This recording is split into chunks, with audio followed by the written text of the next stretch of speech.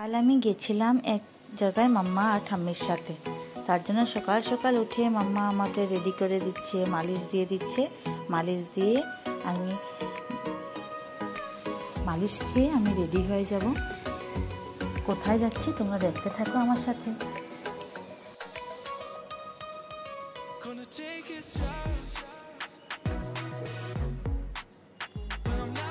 প্রত্যেকদিন আমি মামির মালিশের পরে একটু ঘুনো দিয়ে তারপর স্নান করি।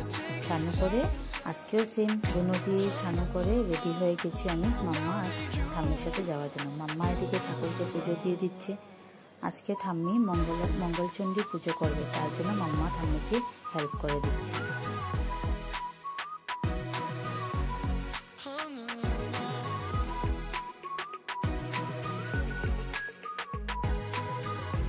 তোমরা দেখো মাম্মা এখানে পানির খিলি বানাচ্ছে ঠাকুরের জন্য।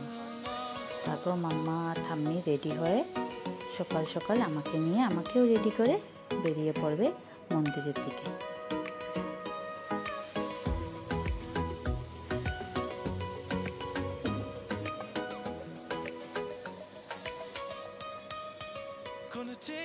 ঠাম্মি আর মাম্মা টুকটুকে উঠে গেছে, টুকটুক করে এখন চলে যাবে মন্দিরের দিকে।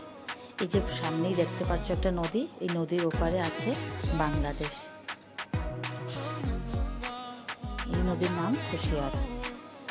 এই নদী ক্রস করে নদীর পাড়ে আরেক মন্দির আছে, ওই মন্দিরে যাব, দক্ষিণাকালী মন্দির। সেখানে আমি ফার্স্ট টাইম এসেছি। আমি এখানে মঙ্গলচণ্ডীর পুজো দেবে, তার জন্য সকাল সকাল রেডি হয়ে এসে পড়েছি। মাম্মা আর আমিও সাথে এসে পড়েছি।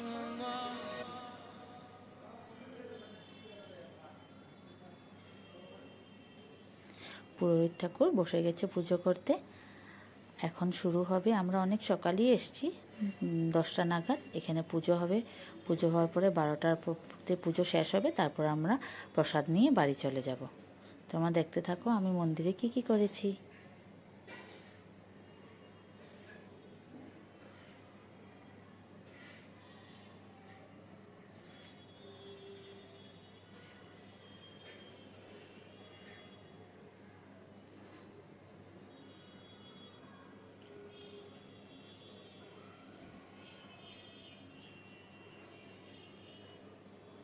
আমাকে এখানে নম করতে শুইয়ে দেওয়া হয়েছিল। আমি নম করে ঠাকুরকে তারপর আমি উঠে পড়েছি ঠাম্মির কোলে। তারপর মন্দির প্রাঙ্গণ ঘুরে বেরিয়েছি। অনেক ফুল দিয়ে মাকে সাজিয়েছিল। দেখো কত ফুল, কি সুন্দর লাগছে মাকে। 2 ঝুড়ি ফুল ছিল। ফুল দিয়ে মাকে পুরো সাজিয়েছে। দক্ষিণাকালী মা।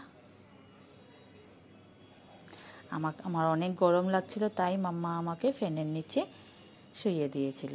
মাম্মার কোলে আমি ফ্যান খাচ্ছিলাম এখানে বসে বসে। অনেক গরম পড়েছিল।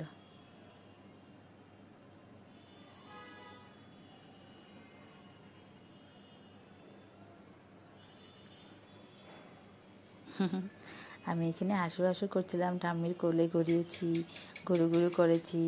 পাশে শিব মন্দির ছিল, রাধাকৃষ্ণ মন্দির ছিল, সবখানে বেরিয়েছি। ঘুরু করে নম করে তারপর এসে বসেছি আমি ঠাম্মির কোলে। আমার গুনো দিতে ভালো লাগছিল না, তাই আমি ঠাম্মির কোলে দাঁড়িয়ে পড়েছিলাম।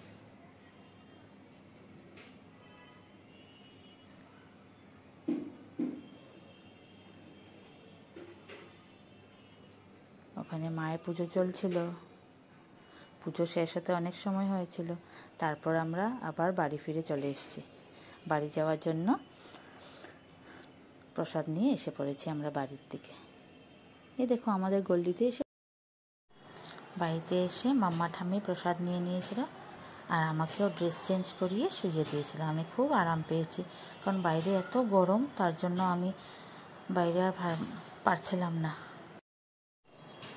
বাইরে অনেক গরম ছিল, তার জন্য আর পারছিলাম না। বাড়ি এসে আমি ড্রেস চেঞ্জ করে নিয়েছি।